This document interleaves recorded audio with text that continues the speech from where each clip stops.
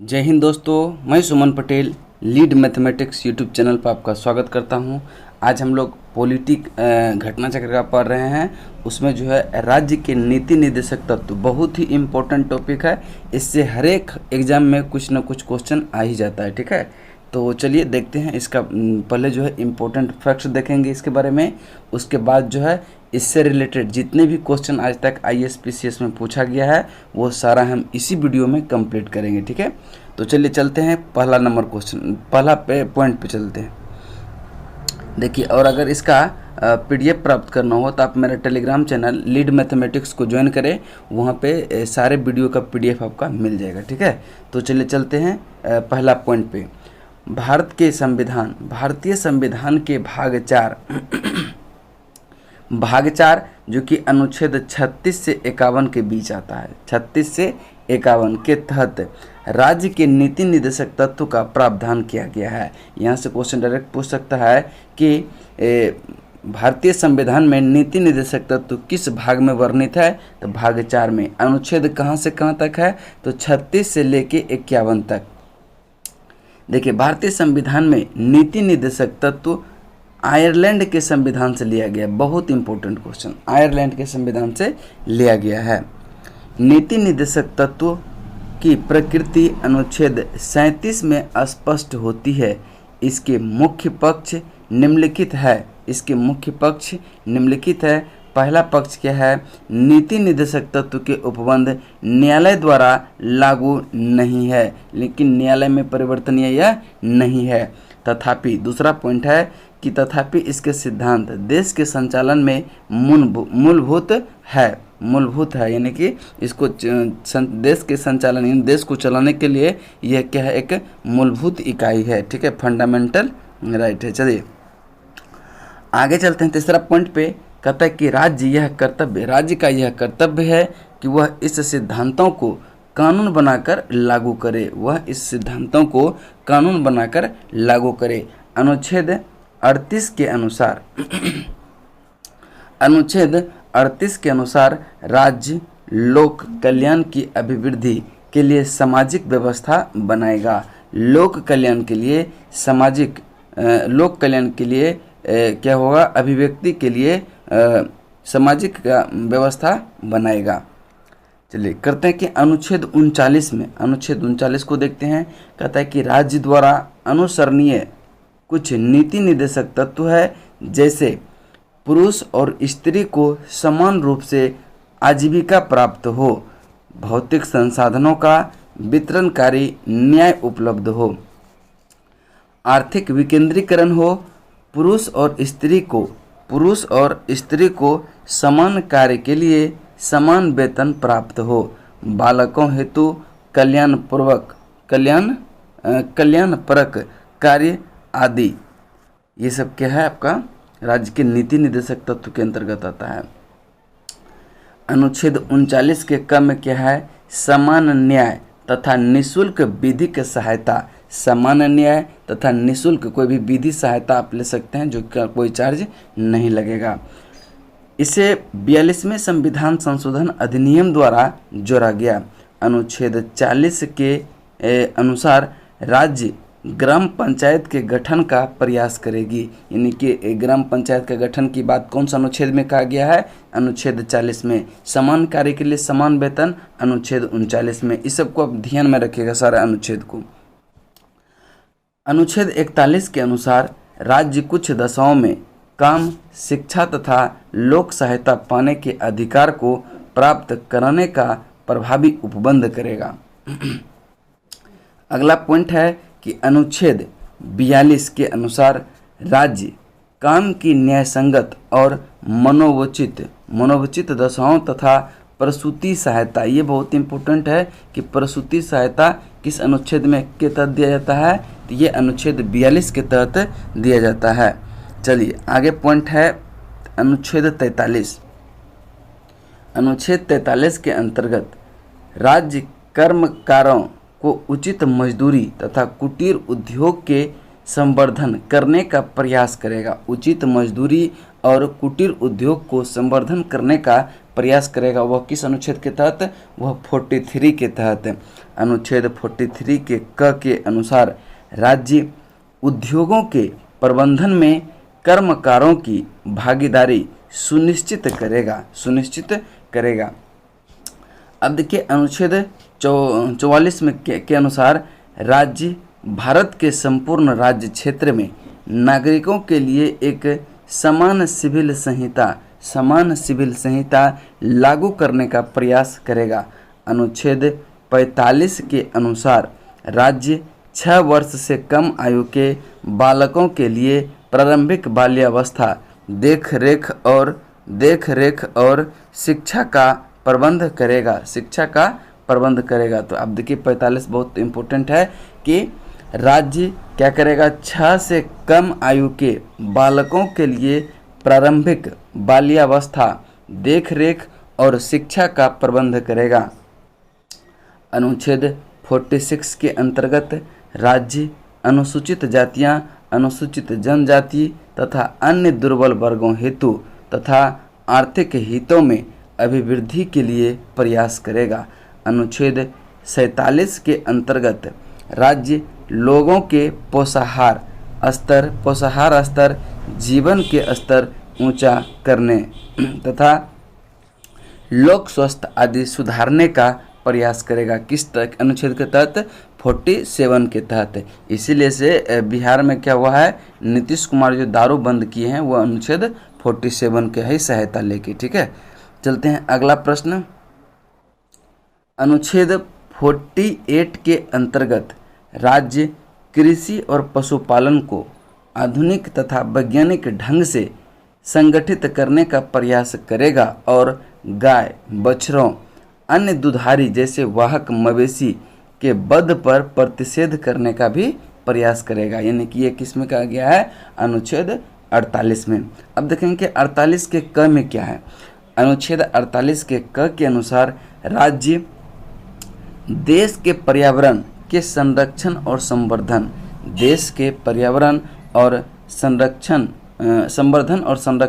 तथा वन्य एवं वन्य जीव की रक्षा करने का प्रयास करेगा। कौन, राज्य करेगा। ठीक है, चलते हैं अगला पॉइंट की तरफ। अनुच्छेद 49 के अंतर्गत राज्य राष्ट्रीय महत्व के स्मारकों, स्थानों तथा वस्तुओं को संरक्षण प्रदान करेगा। नेक्स्ट है कि अनुच्छेद 50 बहुत इम्पोर्टेंट है ये। इसके अंतर्गत राज्य की लोक सेवाओं में न्यायपालिका को कार्यपालिका से अलग करने के लिए राज्य प्रयास करेगा। यानी कि न्यायपालिका कार्यपालिका का पृथक्करण किस अनुच्छेद में है, तो ये अनुच्छेद 50 में है। अब देखिए 51 भी बहुत इम्पोर्टेंट है। अनुच्छेद 51 में क्या है, राज्य जो है अंतर्राष्ट्रीय शांति और सुरक्षा की अभिव्यक्ति का प्रयास करेगा। यानी कि अंतर्राष्ट्रीय शांति और सुरक्षा किस अनुच्छेद में है, तो अनुच्छेद 51 में। तो आप यहाँ तक जो है जो भी इम्पोर्टेंट फैक्ट्स था इससे रिलेटेड वो सारा कंप्लीट कर दिए। अब देखिए एक मौलिक अधिकार और नीति निदेशक तत्व दोनों में क्या अंतर है उसको थोड़ा सा देख लेते हैं। देखिए दोनों सामने है, ठीक है, इसको ध्यान से देखिएगा। देखिए मौलिक अधिकार और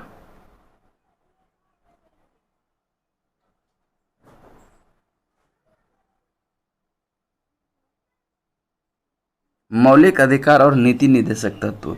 देखिए मौलिक अधिकार और नीति निदेशक तत्व दोनों में अंतर क्या है।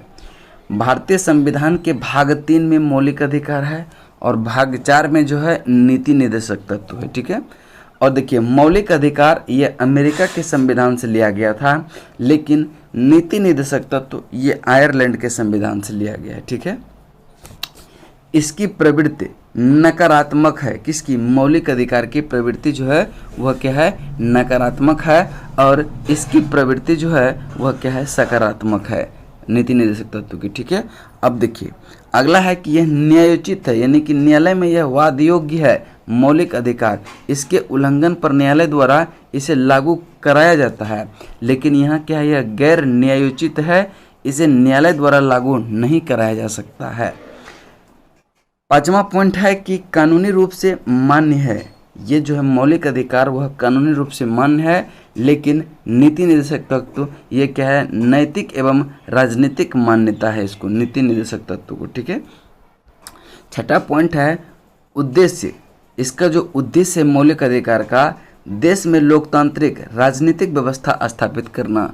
और नीति निर्देशक तत्व का जो उद्देश्य है उसमें है देश में सामाजिक एवं आर्थिक लोकतंत्र की स्थापना करना। सातवां पॉइंट है लागू करने के लिए विधान की आवश्यकता नहीं होती है। मौलिक अधिकार लागू करने के लिए विधान की आवश्यकता नहीं होती है, लेकिन नीति निर्देशक तत्व लागू करने के लिए विधान बनाने की आवश्यकता होती है, क्योंकि यह राज्य सरकार के ऊपर डिपेंड करता है। नेक्स्ट है 8वां नंबर पॉइंट कि व्यक्ति कल्याण को प्रोत्साहन, व्यक्तिगत कल्याण को प्रोत्साहन। और 8वां नंबर इसमें नीति निर्देशक तत्व में है सामाजिक और आर्थिक के कल्याण के लिए। ठीक है। 9वां पॉइंट है कि नागरिकों को स्वतः प्राप्त हो जाता है, मौलिक अधिकार नागरिकों को स्वतः प्राप्त हो जाता है, लेकिन नीति निर्देशक तत्व ये सरकार द्वारा लागू करने के बाद ही नागरिकों को प्राप्त होता है। अगर सरकार की मन है तो वो करेगा, नहीं मन है तो नहीं करेगा। ठीक है। चलिए अब देखिए इससे रिलेटेड जो भी था वो फैक्ट अंतर सारे देख लिए हम। ठीक है। तो देखिए एक वीडियो हम जो है ना मौलिक अधिकार पे लेके आएंगे। ठीक है। उसको आप लोग जरूर देख लीजिएगा, क्योंकि मौलिक अधिकार भी बहुत इंपॉर्टेंट टॉपिक है और बहुत क्वेश्चन उससे पूछा जाता है। तो चलते हैं अब हम लोग प्रश्न की तरफ। ठीक है। प्रश्न की तरफ चलते हैं, देखते हैं पहला प्रश्न। राज्य के नीति निर्देशक सिद्धांत को भारतीय संविधान में शामिल किया जाने का उद्देश्य क्या था? इसका उद्देश्य क्या था? सामाजिक और आर्थिक प्रजातंत्र स्थापित करना, ऑप्शन डी। और यह क्वेश्चन देखिए IAS प्री 2002 में पूछा गया है। इसकी व्याख्या देख लेते हैं। राज्य के नीति निर्देशक सिद्धांत को भारतीय संविधान में शामिल किए जाने का उद्देश्य सामाजिक और आर्थिक प्रजातंत्र को स्थापित करना। यह उद्देश्य कल्याणकारी राज्य की स्थापना में सहायक है, जिसका संविधान निर्माण एक कल्याणकारी राज्य की स्थापना के लिए प्रावधान करना चाहते थे।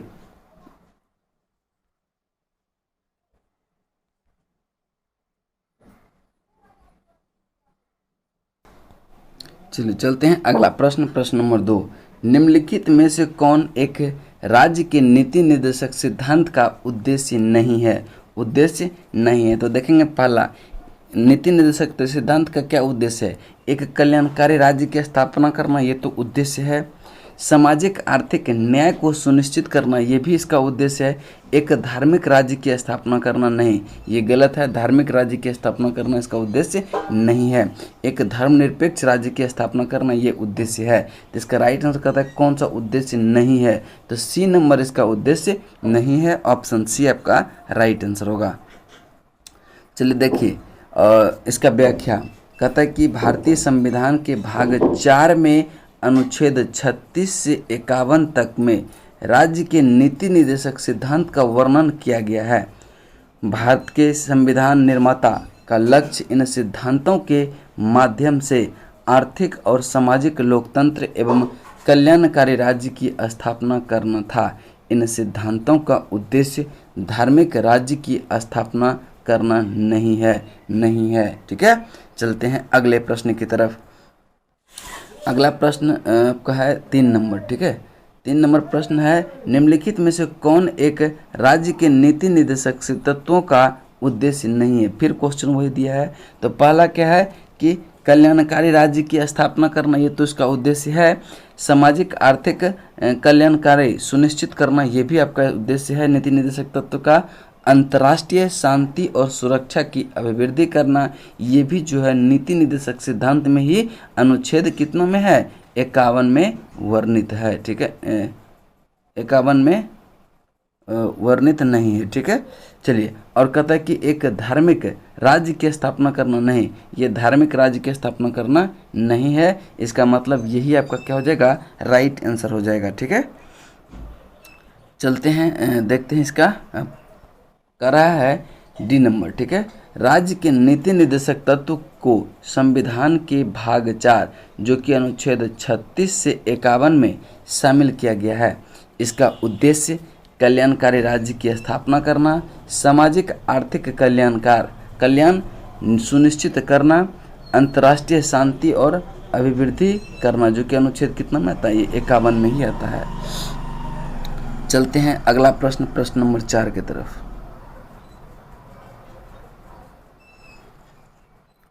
प्रश्न नंबर 4 को देखेंगे ध्यान से। कह रहा है कि निम्नलिखित कथनों पर विचार कीजिए। भारत के संविधान के संदर्भ में राज्य के नीति निर्देशक तत्व का उपरोक्त में कौन सा कथन सही है? पहला, विधायी के कृत्यों का निर्वर्धन करते हैं, नहीं, ये गलत है। कार्यपालिका के कृत्यों का निर्बंध करते हैं, नहीं, ये भी नहीं। कार्यपालिका को न्यायपालिका को अलग भले करता है, लेकिन ये दोनों कथन क्या है, गलत है। तो कह रहा है कि ना तो ए होगा और ना ही 2 होगा। ऑप्शन डी आपका राइट आंसर होगा। चलिए देख लेते हैं इसकी व्याख्या। राज्य के नीति निर्देशक तत्व विधायिका, कार्यपालिका और संवैधानिक मामलों में राज्य के लिए सिफारिशें। MC शीतलवार के अनुसार निर्देशक तत्व कोई विधिक अधिकार एवं कानूनी उपचार नहीं बताते हैं।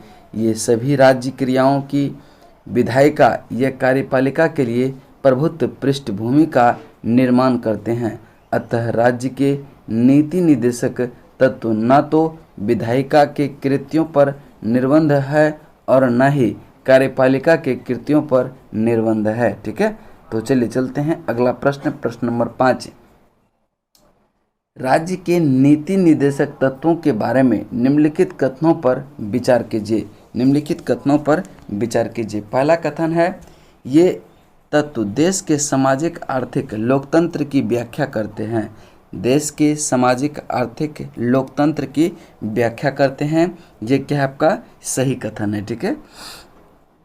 इन तत्वों में अंतर्विष्ट उपबंध किसी न्यायालय द्वारा परिवर्तनीय नहीं है, ये भी क्या है, बिल्कुल सही है। इन दोनों कथन आपका क्या है, सही है, इसलिए right answer option number c हो जाएगा। चलिए देख लेते हैं इसकी व्याख्या। राज्य के नीति निर्देशक तत्व देश के सामाजिक आर्थिक लोकतंत्र की व्याख्या करते हैं। नीति निर्देशक तत्व में अंतर्विष्ट उपबंध न्यायालय द्वारा परिवर्तनीय नहीं है। चलते हैं अगले प्रश्न की तरफ। अगला प्रश्न है, कल्याणकारी राज्य की संकल्पना का समावेशन भारत के संविधान में है, किसमें है? तो यह है राज्य के नीति निर्देशक तत्व। ऑप्शन ए आपका राइट आंसर होगा। और देखिए मौलिक अधिकार नहीं, ये प्रस्तावना में भी कल्याणकारी राज्य की बात कही गई है। तो ए और डी इसमें दोनों, जैसे बीपीएससी में क्वेश्चन आ जाए तो उसमें क्या करना है, ई ऑप्शन मारना है, ठीक है, ई। चलिए चलते हैं इसके देख लेते हैं। अगर व्याख्या दिया है तो व्याख्या पे चलते हैं। देखिए इसकी व्याख्या दिया है, कह रहा है कि कल्याणकारी राज्य की संकल्पना का समावेशन भारतीय संविधान में राज्य के नीति निर्देशक तत्वों में किया गया है। ये संविधान के भाग 4 के तहत अनुच्छेद 36 से 51 के अंतर्गत शामिल किए गए हैं। भारतीय संविधान के प्रस्तावना राज्य व्यवस्था के उद्देश्य का उल्लेख करती है कि राज्य अपने नागरिकों को सामाजिक, आर्थिक एवं राजनीतिक न्याय, विचार, अभिव्यक्ति, विश्वास, धर्म और उपासना की स्वतंत्रता तथा प्रतिष्ठा एवं अवसर की समानता उपलब्ध कराएगा, जो एक कल्याणकारी राज्य के आदर्श का प्रतीक है। इसके अतिरिक्त नीति निर्देशक तत्व में कल्याणकारी राज्य की स्थापना हेतु राज्य के निर्देश दिए गए हैं। इस प्रकार प्रस्तावना एवं नीति निर्देशक तत्व दोनों में कल्याणकारी राज्य का विचार पाया जा सकता है। तथापि यदि दोनों के चयन का विकल्प न हो तो इसका उत्तर नीति निर्देशक तत्व ही होगा, ठीक है, नीति निर्देशक तत्व ही होगा। तो चलिए, जैसे दोनों में था तो उसको मारना कौन सा आंसर है हमको, नीति निर्देशक तत्व को, ठीक है। फिर देखिए संविधान का कौन सा कल्याणकारी राज्य का आदर्श घोषित करता है? तो इसका राइट आंसर होगा, देखिए दोनों में करता है, आपका राज्य के नीति निर्देशक तत्व में भी और प्रस्तावना में भी। अगर दोनों आंसर में दिया रहे तो आपको कौन सा टिक करना है? राज्य के नीति निर्देशक टिक करना है। ठीक है, चलिए चलते हैं। अगला प्रश्न नंबर 8 है, कहता है कि भारत के कल्याणकारी राज्य होने का विचार पाया जाता है। भारत के कल्याणकारी राज्य होने का विचार पाया जाता है, यह संविधान के प्रस्तावना में भी है और राज्य के नीति निर्देशक तत्व में भी, यानी कि ए और सी दोनों सही होगा, ऑप्शन डी। ठीक है, चलिए चलते हैं अगला प्रश्न। प्रश्न नंबर 9 है, राज्य के नीति निर्देशक तत्व सहज अध्ययन के लिए निम्न में से कौन से भाग में विभाजित किया जा सकता है? तो ये जो है समाजवादी, गांधीवादी, उदार बौद्धिकतावादी, यानी कि उपरोक्त में से सभी, ऑप्शन डी आपका राइट आंसर होगा। चलिए देखते हैं इसकी व्याख्या। भारतीय संविधान के अंतर्गत राज्य के नीति निर्देशक तत्व का उल्लेख भाग 4 अनुच्छेद 36 से 51 के तहत किया गया है। इसे आयरलैंड के संविधान से लिया गया है। राज्य के नीति निर्देशक तत्वों को सहज अध्ययन के लिए समाजवादी, उदार बौद्धिकतावादी, गांधीवादी, मानवाधिकार, सामाजिक और आर्थिक कल्याण आदि भागों में विभाजित किया जा सकता है। राज्य के नीति निर्देशक तत्व की प्रवृत्ति सकारात्मक तथा गैर न्यायोचित है। चलिए चलते हैं अगला प्रश्न, प्रश्न नंबर 10 की तरफ। 10 नंबर प्रश्न है कि भारतीय संविधान में सम्मिलित नीति निर्देशक तत्वों की प्रेरणा हमें किस संविधान से प्राप्त हुआ है? तो हमें जो है आयरलैंड के संविधान से प्राप्त हुआ है, ऑप्शन डी आपका राइट आंसर होगा। चलिए देखते हैं इसकी व्याख्या। भारतीय संविधान में सम्मिलित नीति निर्देशक तत्व की प्रेरणा हमें वर्ष 1937 के आयरलैंड के संविधान से प्राप्त हुआ था। 1937 के आयरलैंड के संविधान से प्राप्त हुआ था। आयरलैंड के संविधान से अनुसरणीय इस भाग पर फेबियनवाद, समाजवाद, उदार लोकतांत्रिक विचारधाराओं, गांधीवाद, मानवाधिकार की सार्वत्रिक घोषणाओं आदि का व्यापक प्रभाव पड़ा है।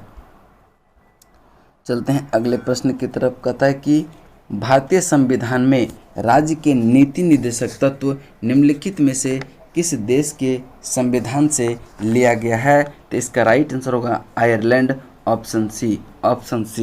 ठीक है, चलिए अगला प्रश्न चलते हैं। प्रश्न नंबर 12 है कि भारतीय संविधान में राज्य के नीति निर्देशक सिद्धांत का विचार लिया गया है किस संविधान से? तो इसका राइट आंसर होगा आयरलैंड के संविधान से, ऑप्शन ए। चलते हैं अगला प्रश्न की तरफ। नीति निर्देशक सिद्धांत जो है वह क्या है? नीति निर्देशक सिद्धांत वह वाद योग्य नहीं है, ऑप्शन बी आपका राइट आंसर होगा। अब देखिए, नीति निर्देशक सिद्धांत वाद योग्य नहीं है, ये न्यायालय द्वारा परिवर्तनीय नहीं कराए जा सकते हैं, जो कि अनुच्छेद के में वर्णित है। तो अनुच्छेद 37 में यह वर्णित है कि न्याय योग्य नहीं है। चलते हैं अगला प्रश्न। अगला प्रश्न है 14 नंबर। भारत के संविधान के अनुसार निम्नलिखित में से कौन सा देश के शासन के लिए आधारभूत है? देश के शासन के लिए आधारभूत है, तो यह राज्य के नीति निर्देशक तत्व, ऑप्शन सी आपका क्या होगा? राइट आंसर होगा। चलते हैं इसकी व्याख्या। कहता है कि संविधान के अनुच्छेद 37 के द्वारा राज्य के नीति निर्देशक तत्व देश के शासन में मूलभूत है और विधि बनाने में इन तत्वों को लागू करना राज्य का कर्तव्य होगा। चलिए चलते हैं अगला प्रश्न की तरफ। 15 नंबर। सामान्य कार्य के लिए समान वेतन भारत के संविधान में सुनिश्चित किया गया है, किसमें? तो किया गया है राज्य के नीति निर्देशक तत्व में। राज्य के नीति निर्देशक तत्व का अंग है, यानी कि आपका ऑप्शन बी राइट आंसर होगा। चलिए इसकी व्याख्या देखते हैं। कहता है कि सामान्य कार्य के लिए समान वेतन भारत के संविधान में सुनिश्चित किया गया राज्य के नीति निर्देशक सिद्धांत का अंग है अनुच्छेद 39 के घ यह प्रावधान करता है कि पुरुष और स्त्री दोनों का समान कार्य के लिए समान वेतन होना चाहिए। ज्ञातव्य है कि संविधान के अनुच्छेद 39 के घ के अनुसार संसद ने वर्ष 1976 में समान पारिश्रमिक अधिनियम पारित किया गया। चलते हैं अगला प्रश्न है 16 नंबर। निम्नलिखित में कौन मौलिक अधिकार नहीं है? कौन मौलिक अधिकार नहीं है? तो आप देखेंगे उत्पीड़न के खिलाफ अधिकार, ये आपका मौलिक अधिकार है। समान कार्य के लिए समान वेतन, ये आपका नीति निर्देशक तत्व में आता है। यही आपका क्या होगा? राइट आंसर होगा। कानून के समक्ष बराबरी, ये भी क्या है? आपका मौलिक अधिकार है। धर्म पालन की स्वतंत्रता, ये भी आपका मौलिक अधिकार है। चलते हैं इसकी व्याख्या। कहता है कि समान काम के लिए समान वेतन का उल्लेख मौलिक अधिकार में न होकर राज्य के नीति निर्देशक तत्व के अंतर्गत अनुच्छेद 39 में किया गया है, जबकि प्रश्न में शेष विकल्प का उल्लेख मौलिक अधिकार में किया गया है। चलते हैं अगला प्रश्न है 17 नंबर। 17 नंबर प्रश्न है कि निम्नलिखित में से कौन सा राज्य नीति निर्देशक सिद्धांत तत्वों में निहित है? कौन सा निहित है? तो देखिए, अपराध के लिए दोष सिद्धि के संबंध में संरक्षण, ये नीति निर्देशक तत्व में नहीं है। प्राण एवं दैहिक स्वतंत्रता, ये सब क्या है? मौलिक अधिकार का भाग है। अल्पसंख्यक वर्ग हितों का संरक्षण, ये सब जो है आपका मौलिक अधिकार से संबंधित है। लेकिन पुरुष और स्त्री दोनों का समान कार्य के लिए समान वेतन, ये आपका नीति निर्देशक तत्व में निहित है। ऑप्शन डी आपका राइट आंसर होगा। चलते हैं प्रश्न नंबर 18 की तरफ। कहता है कि भारत में निम्नलिखित में से किसके अंतर्गत पंचायती राज प्रणाली की व्यवस्था की गई है? तो इसका राइट आंसर होगा राज्य के नीति निर्देशक के अंतर्गत। किस अनुच्छेद के तहत? अनुच्छेद 40 के तहत। इसको भी आप ध्यान में रखेंगे। चलते हैं इसकी व्याख्या देखते हैं। कहता है कि भारत में राज्य के नीति निर्देशक सिद्धांत के अंतर्गत पंचायती राज प्रणाली की व्यवस्था की गई है। संविधान का अनुच्छेद 40 राज्यों के लिए ग्राम पंचायतों के गठन का प्रावधान है। ग्राम पंचायतों के गठन का प्रावधान है। चलते हैं अगला प्रश्न 19 नंबर। निम्न में कौन सा अनुच्छेद पंचायत के गठन के लिए राज्य का सरकारों के निर्देश देता है? तो देखिए, ग्राम पंचायतों के गठन की बात करें तो ये अनुच्छेद आपका 40 होगा और ऑप्शन बी आपका राइट आंसर होगा। Option b. चलते हैं अगला प्रश्न नंबर 20 नंबर प्रश्न है, निम्नलिखित अनुच्छेदों में कौन एक राज्य सरकार को ग्राम पंचायत को संगठित करने के लिए निर्देशित करता है? ये करता है अनुच्छेद 40। ऑप्शन बी आपका राइट आंसर होगा। चलते हैं इसकी व्याख्या। कहता है कि भारतीय संविधान का अनुच्छेद 40 सरकार को ग्राम पंचायतों का संगठित करने के लिए निर्देशित करता है। इसके अनुसार राज्य ग्राम पंचायतों का संगठन करने के लिए कदम उठाएगा और उनको ऐसी शक्तियां और प्राधिकार प्रदान करेगा जो उन्हें स्वायत्ता शासन की इकाई के रूप में कार्य करने योग्य बनाने के लिए आवश्यक हो। चलते हैं आपका अगला प्रश्न है आपका 21 नंबर। 21 नंबर प्रश्न को ध्यान से पढ़ेंगे। कह रहा है कि भारत के संविधान के अंतर्गत ग्राम पंचायतों का गठन जो किया गया है वह किसके अंतर्गत किया गया है? तो नीति निर्देशक सिद्धांत के अंतर्गत किया गया है। ऑप्शन सी और अनुच्छेद 40 के अंतर्गत। ठीक है, चलिए चलते हैं अगला प्रश्न की तरफ। कहता है कि सूची 1 को सूची 2 से सुमेलित करें और कूट में दिए गए उत्तर का प्रयोग करें। ठीक है, तो देखिए अनुच्छेद 40 अभी हम बताए थे, तो वह ग्राम पंचायत के गठन से संबंधित है। ग्राम पंचायत के गठन से संबंधित है। और अनुच्छेद 41 में क्या है कि अनुच्छेद 41 में देखिए, अनुच्छेद 41 में आपका हो जाएगा कौन सा? काम करने का अधिकार। देखिए, कुछ दशाओं में काम, शिक्षा और लोक सहायता पाने का अधिकार जो है वह आपका दिया गया है अनुच्छेद 41 में। और 44 में क्या है, नागरिकों को के लिए जो है समान नागरिक संहिता। तो समान नागरिक संहिता अनुच्छेद ये 3 में ये आ रहा है, ठीक है, अनुच्छेद 44 में। और अनुच्छेद 48 में क्या है, कृषि एवं पशुपालन का गठन। कृषि एवं पशुपालन का गठन यानी कि 1 का ए हो जाएगा और बी का 2, सी का 3 और डी का 4। आपका right answer option number A होगा। चलिए देखते हैं इसकी व्याख्या। देखिए अनुच्छेद 40 में क्या है, ग्राम पंचायत का गठन। 41 में क्या है, कुछ दशाओं में काम, शिक्षा और लोक सहायता पाने का अधिकार 41 में है। और अनुच्छेद 44 में नागरिकों के लिए समान नागरिक संहिता अनुच्छेद 48 में है। कृषि एवं पशुपालन का गठन, कृषि एवं पशुपालन, ठीक है।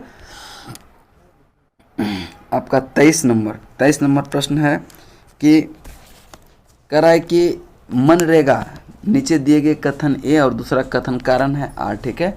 मनरेगा दर हर परिवार को कम से कम एक सदस्य को 100 दिन का रोजगार दिलाने का प्रावधान करता है। ये कथन क्या आपका सही है। और दूसरा कारण देखिए, रोजगार अधिकार संविधान के भाग 3 में प्रवृत्त। नीचे दिए गए कूट का सही उत्तर नहीं, ये भाग 3 में नहीं है। तो इसका क्या हो गया कि ए सही है लेकिन आर गलत है। तो देखते हैं ए सही है आर गलत है, ऑप्शन सी है और सी ही आपका क्या हो जाएगा, उत्तर हो जाएगा। चलते हैं अगला प्रश्न। अगला प्रश्न के देखिए, इसका पहले व्याख्या देख लेते हैं।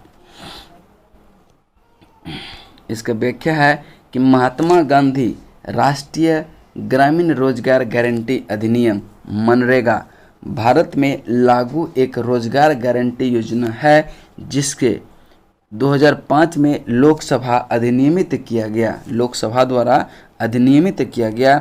यह योजना प्रत्येक वित्तीय वर्ष में किसी भी ग्रामीण परिवार के उन वयस्क सदस्यों को 100 दिन का रोजगार उपलब्ध कराती है जो सांविधिक न्यूनतम मजदूरी पर सार्वजनिक कार्य संबंधी अकुशल मजदूरी करने के लिए तैयार है।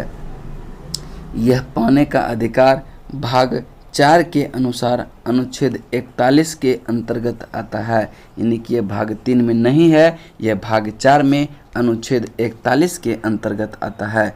चलते हैं आपका प्रश्न नंबर 24। राज्य के नीति निर्देशक सिद्धांत। राज्य के नीति निर्देशक सिद्धांत निम्नलिखित में से निम्नलिखित अनुच्छेदों में से कौन सा अंतर्राष्ट्रीय शांति और सुरक्षा, अंतर्राष्ट्रीय शांति और सुरक्षा के संवर्धन से संबंधित है? तो ये अनुच्छेद 51 है। ऑप्शन ए आपका राइट आंसर होगा, अनुच्छेद 51, ठीक है। अब देखिए, राज्य के नीति निर्देशक सिद्धांत का सही सुमेलन इस प्रकार है। देखिए अनुच्छेद 51 में क्या है, अंतर्राष्ट्रीय शांति और सुरक्षा के संदर्भ से संबंधित है।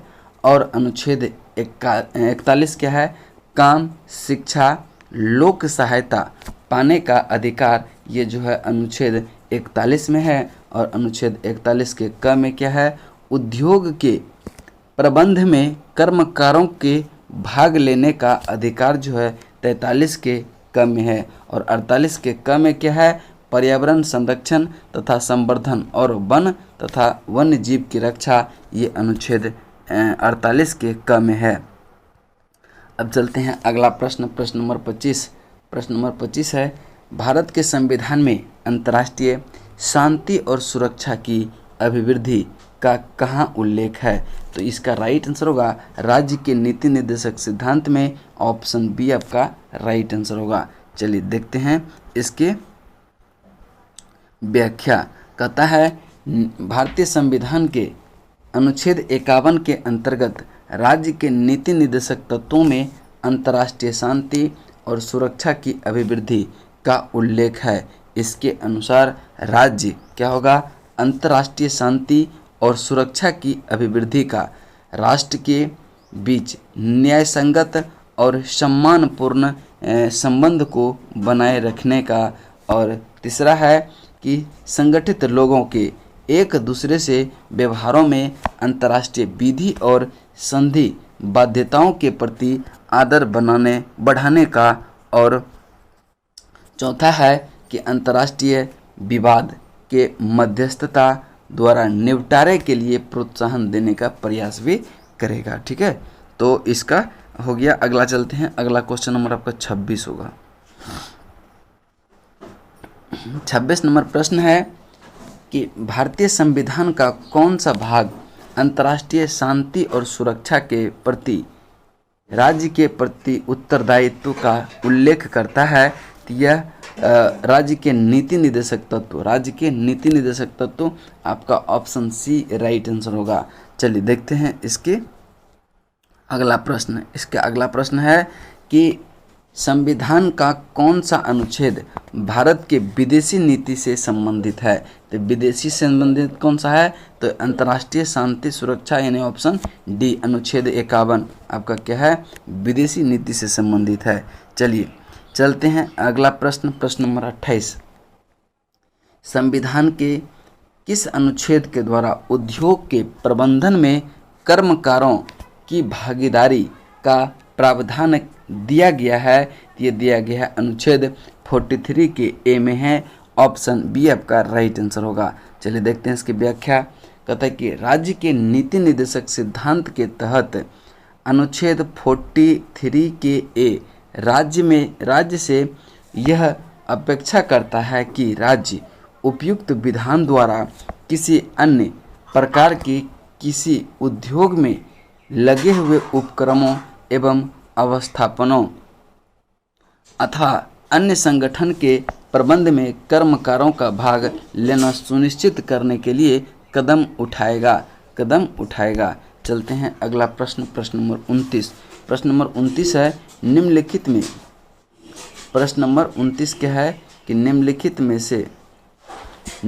में कौन संविधान के 42वें संशोधन द्वारा नीति निर्देशक तत्वों में नहीं जोड़ा गया था? तो इसका राइट आंसर जो होगा आपका समान आचार संहिता, ये जो है 42वें संविधान संशोधन द्वारा तत्व द्वारा नहीं जोड़ा गया था।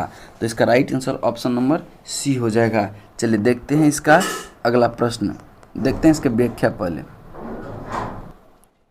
चलिए देखते हैं इसकी व्याख्या। कहता है कि समान आचार संहिता को संशोधन शामिल नहीं किया गया। समान आचार संहिता क्या था? वह पहले से ही संविधान में नीति निर्देशक तत्व में था। यह मूल संविधान के अनुच्छेद 44 में वर्णित किया गया। शेष जो दिए गए प्रावधान है 42वें संविधान संशोधन नीति निर्देशक तत्व में जोड़ा गया। शोषण से बच्चों एवं वयस्कों की सुरक्षा, यह प्रावधान दिया गया 39 के च। समान न्याय तथा निःशुल्क कानूनी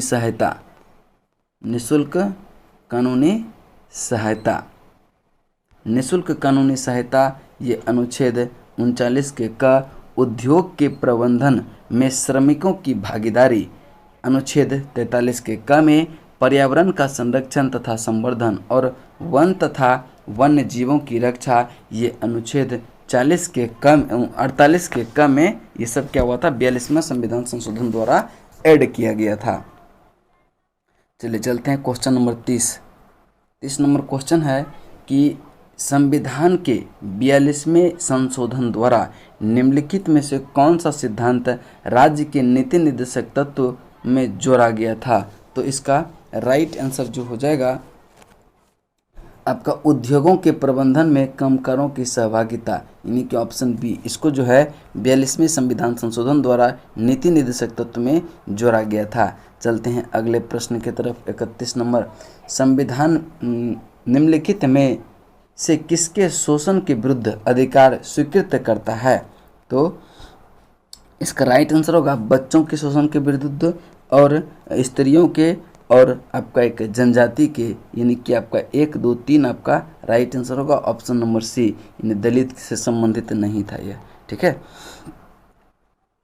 संविधान में बच्चों, स्त्री एवं जनजाति के शोषण के विरुद्ध अधिकार को स्वीकृति प्रदान करता है, जबकि दलित शब्द का संविधान में उल्लेख नहीं है। दलित शब्द का संविधान में उल्लेख नहीं है। चलते हैं अगले प्रश्न, प्रश्न नंबर 32। निम्नलिखित में से कौन एक राज्य का नीति निर्देशक तत्व नहीं है? कौन राज्य के नीति निर्देशक तत्व नहीं है? तो आपका राइट आंसर होगा कौन सा, नहीं है। 14 वर्ष की आयु तक के बच्चों को निःशुल्क शिक्षा, ये जो है नीति निर्देशक तत्व के संबंध में नहीं है। तो चलिए देखते हैं इसका व्याख्या देखते हैं।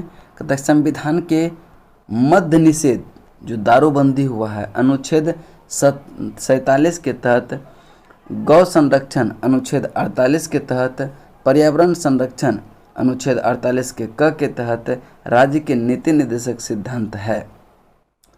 14 वर्ष आयु तक के बच्चों के लिए निःशुल्क एवं अनिवार्य शिक्षा उपबंध पहले अनुच्छेद 45 के तहत नीति निर्देशक तत्व था, परंतु 86वें संविधान संशोधन 2002 के बाद अनुच्छेद 21 के क के अंतर्गत अब यह मूल अधिकार बन गया है। अब अनुच्छेद 45 के तहत शैशव पूर्व देखभाल तथा 46 तथा 6 वर्ष के नीचे की आयु के बच्चों के लिए शिक्षा की व्यवस्था को शामिल किया गया है। चलते हैं अगले प्रश्न की तरफ। अगला प्रश्न है 33 नंबर। 33 नंबर प्रश्न को ध्यान से पढ़ेंगे। 33 नंबर प्रश्न को ध्यान से पढ़ेंगे। कह रहा है कि निम्नलिखित में से कौन सा राज्य नीति निर्देशक तत्व नहीं है। कौन सा राज्य का नीति निर्देशक तत्व नहीं है। 16 वर्ष की आयु तक के बच्चे के निःशुल्क शिक्षा ये नीति निर्देशक तत्व के अंतर्गत नहीं आता है। बाकी मादक पेय के उपभोग का निषेध ये नीति निर्देशक तत्व में आता है। गाय और बछड़ों को वध पर निषेध ये भी आपका नीति निर्देशक तत्व के ही अंतर्गत आता है। पर्यावरण संरक्षण तथा संवर्धन ये भी नीति निर्देशक तत्व के अंतर्गत ही आता है। चलते हैं अगला प्रश्न नंबर है 34। राज्य के नीति निर्देशक सिद्धांत किस प्रकार के मौलिक अधिकार से भिन्न है। तो इसका राइट आंसर जो होगा नीति निर्देशक सिद्धांत परिवर्तनीय नहीं है, जबकि मौलिक अधिकार परिवर्तनीय है। अभी हम बताए थे बहुत सारा डिफरेंट दोनों में, ठीक है। तो चलते हैं इसकी व्याख्या देख लेते हैं, ठीक है। राज्य के नीति निर्देशक सिद्धांत मौलिक अधिकार से भिन्न है क्योंकि निर्देशक सिद्धांत परिवर्तनीय नहीं है, जबकि मौलिक अधिकार न्यायालय द्वारा परिवर्तनीय है। निर्देशक सिद्धांत संविधान के भाग 4 में वर्णित है और कल्याणकारी राज्य की स्थापना के लिए दिए गए निर्देश है, जबकि भाग 3 में वर्णित मौलिक अधिकार व्यक्तियों को राज्यकृतों के विरुद्ध दिए गए सुरक्षा की गारंटी है। निम्नलिखित में से कौन से राज्य के नीति निर्देशक तत्व में शामिल है। तो कौन सा शामिल है, तो आप देखेंगे इसका कौन सा शामिल है। मानव में दुर्व्यवहार और बलात्सर्म ये आपका मौलिक अधिकार के अंतर्गत आता है, ये नीति निर्देशक तत्व के अंतर्गत नहीं आता है। मादक पेय और स्वास्थ्य के लिए हानिकारक औषधि के लिए औषधि प्रयोजनों से भिन्न उपभोग का प्रतिषेध, यानी कि ये जो आपका नीति निर्देशक तत्व के अंतर्गत ही आता है।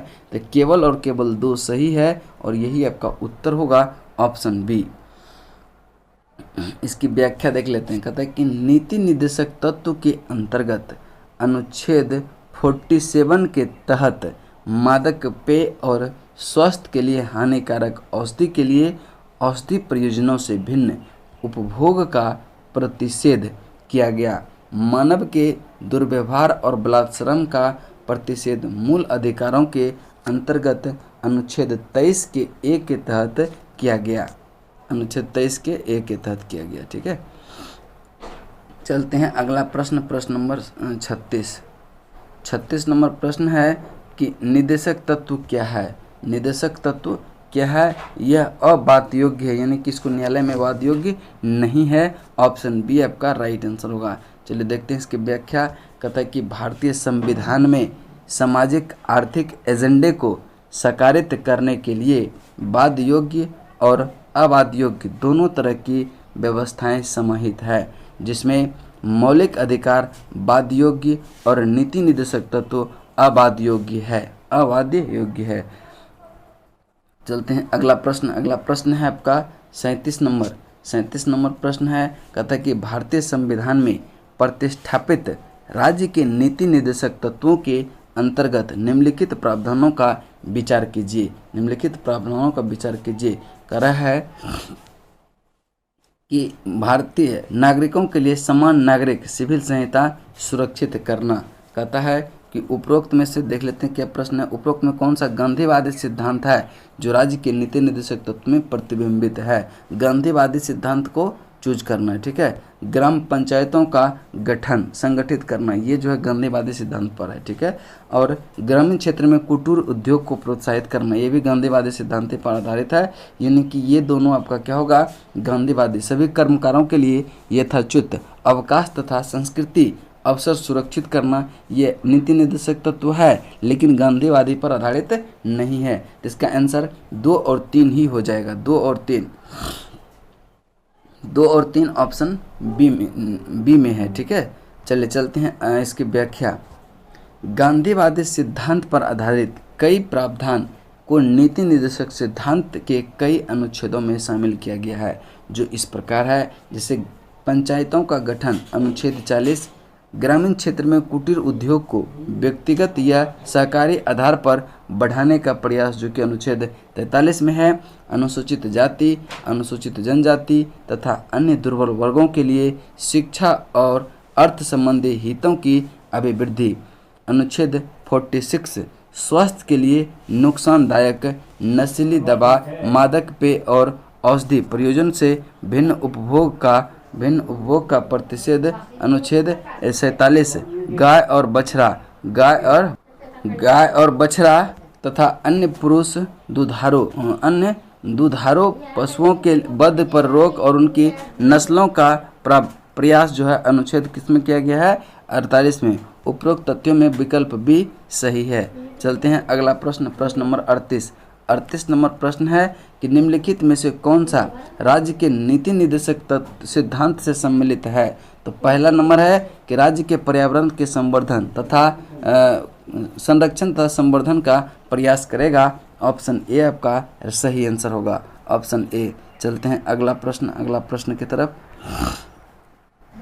अगला प्रश्न देखते हैं, इसका व्याख्या देख लेते हैं कि संविधान के अनुच्छेद 48 के क के तहत राज्य द्वारा देश के पर्यावरण का संरक्षण एवं संवर्धन तथा वन्य जीव की रक्षा का प्रयास राज्य के नीति निर्देशक सिद्धांत में सम्मिलित किया जाएगा।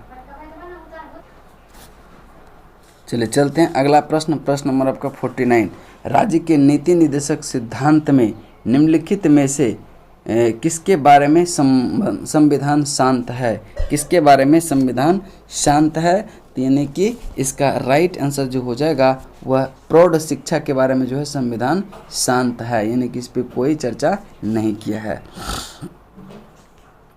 देखिए इसके व्याख्या, कहता है कि भारतीय संविधान में राज्य के नीति निर्देशक सिद्धांत भाग 4 के तहत अनुच्छेद 36 से 51 में वर्णित है। इनमें कर्मकारों को निर्वाह मजदूरी का प्रावधान, अनुच्छेद 43 में गरीबों को निःशुल्क विधिक सहायता का, अनुच्छेद 39 के क में, तथा 6 वर्ष से कम आयु के बालकों के लिए प्रारंभिक बाल्यावस्था, देखरेख और शिक्षा 46वें संविधान संशोधन 2002 द्वारा, अनुच्छेद 45 में है। प्रौढ़ शिक्षा संबंधी इसमें शामिल नहीं है। चलते हैं अगला प्रश्न नंबर 40। निम्नलिखित में से कौन सा राज्य नीति निर्देशक सिद्धांत संविधान में बाद में जोड़ा गया था। तो ये मुफ्त कानूनी सलाह यह बाद में जोड़ा गया था। चलिए देखते हैं इसकी व्याख्या। कहता है कि मुफ्त कानूनी सलाह राज्य के नीति निर्देशक सिद्धांत संविधान में क्या हुआ था, बाद में जोड़ा गया था। 42वें संविधान संशोधन अधिनियम 1976 द्वारा भारतीय संविधान के भाग 4 में नीति निर्देशक तत्व के अनुच्छेद 39 के क में गरीबों के लिए मुफ्त कानूनी सलाह का प्रावधान किया गया। चलते हैं अगला प्रश्न नंबर आपका 41। इनमें कौन राज्य के नीति निर्देशक सिद्धांत में सम्मिलित नहीं है। कौन सा सम्मिलित नहीं है। मद्य निषेध ये सम्मिलित है। काम का अधिकार भी नीति निर्देशक तत्व में ही शामिल है। समान कार्य हेतु समान वेतन ये भी नीति निर्देशक संबंध है। और लेकिन सूचना का अधिकार यह नीति निर्देशक से संबंधित नहीं है। इसलिए right answer option number D हो जाएगा। ऑप्शन नंबर डी हो जाएगा। चलिए देखते हैं इसकी व्याख्या। चलिए इसकी व्याख्या देखते हैं। कहता है कि संविधान में राज्य के नीति निर्देशक तत्व के तहत अनुच्छेद 39 के क में पुरुष और स्त्री सभी नागरिकों को समान रूप से जीविका के पर्याप्त साधन प्राप्त करने का अधिकार है। अनुच्छेद 39 के घ में पुरुष और स्त्री दोनों का समान कार्य के लिए समान वेतन वर्णित है, जबकि अनुच्छेद 47 के अनुसार राज्य अपने लोगों को पोषाहार स्तर और जीवन स्तर ऊंचा करने और लोक स्वास्थ्य के सुधार को अपने प्राथमिक कर्तव्यों में मानेगा और राज्य विशिष्टतया मादक पेयों और स्वास्थ्य के लिए हानिकारक औषधि के लिए औषधि प्रयोजन से भिन्न उपभोग का प्रतिषेध करने का प्रयास करेगा। अतः सूचना का अधिकार नीति निर्देशक सिद्धांत में सम्मिलित नहीं है। सूचना का अधिकार भारतीय नागरिकों के लिए 19 के 1 के तहत अनुच्छेद 19 के 1 के तहत मौलिक अधिकार है। ठीक है, चलते हैं अगला प्रश्न नंबर 42। निम्नलिखित में से कौन सा नीति निर्देशक तत्व है? नीति निर्देशक तत्व है तो इसका राइट आंसर होगा सामान्य नागरिक संहिता। ऑप्शन ए यह क्या है? नीति निर्देशक तत्व है, जो कि सामान्य नागरिक संहिता अनुच्छेद 44 में है। अब देखिए, प्रेस की स्वतंत्रता, धर्म की स्वतंत्रता, विधि की समक्षमता, ये सब मौलिक अधिकार से संबंधित है। चलते हैं अगला, देखते हैं इसकी व्याख्या। संविधान के अनुच्छेद 44 के तहत राज्य द्वारा भारत में समस्त राज्य क्षेत्र में नागरिकों के लिए एक समान नागरिक संहिता कॉमन सिविल कोड प्राप्त करने का प्रयास करना नीति निर्देशक तत्व में शामिल किया गया। नेक्स्ट प्रश्न है प्रश्न नंबर 43। निम्नलिखित में राज्यों के नीति निर्देशक सिद्धांत के विषयों की पहचान कीजिए। तो देखिए, तय कीजिए और नीचे दिए गए कूट की सहायता करके उसका उत्तर का चयन करें।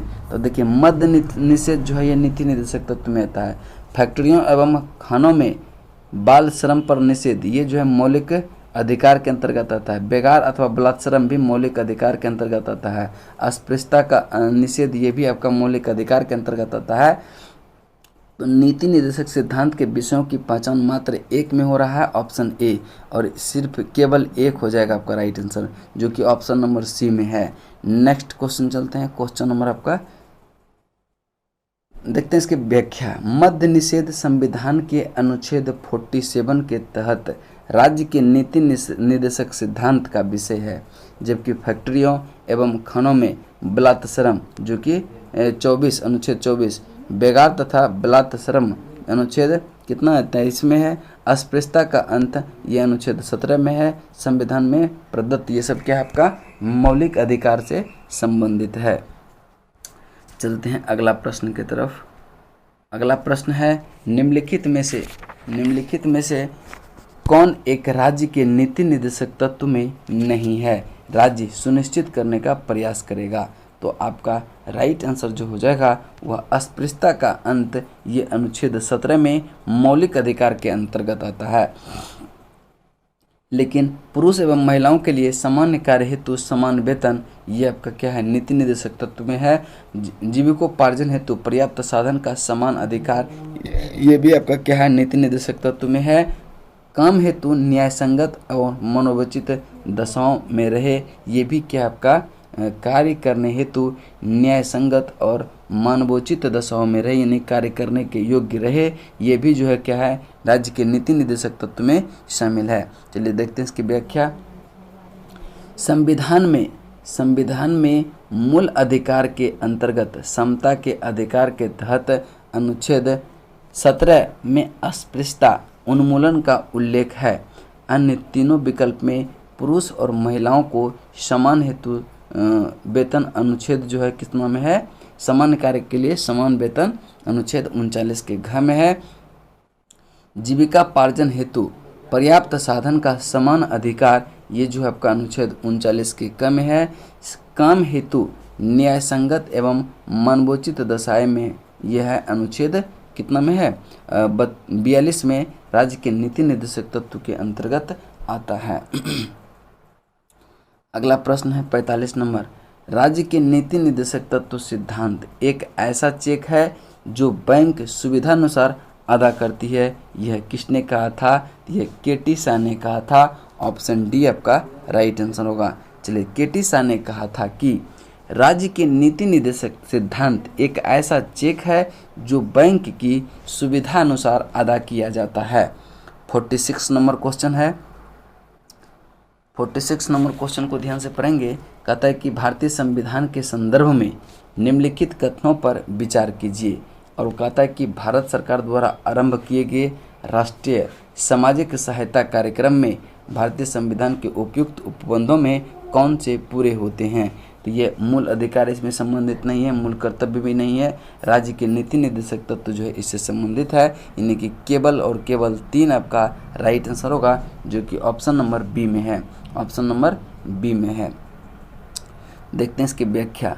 15 अगस्त 1995 से आरंभ राष्ट्रीय सामाजिक सहायता कार्यक्रम संविधान में प्रदत्त राज्य के नीति निर्देशक तत्व अर्थात राज्य के संवैधानिक लक्ष्य विशेषकर अनुच्छेद 41 के तहत बेरोजगारी, वृद्धावस्था आदि की स्थिति में लोक सहायता संबंधी निर्देश है की प्राप्ति दिशा में एक महत्वपूर्ण कदम है।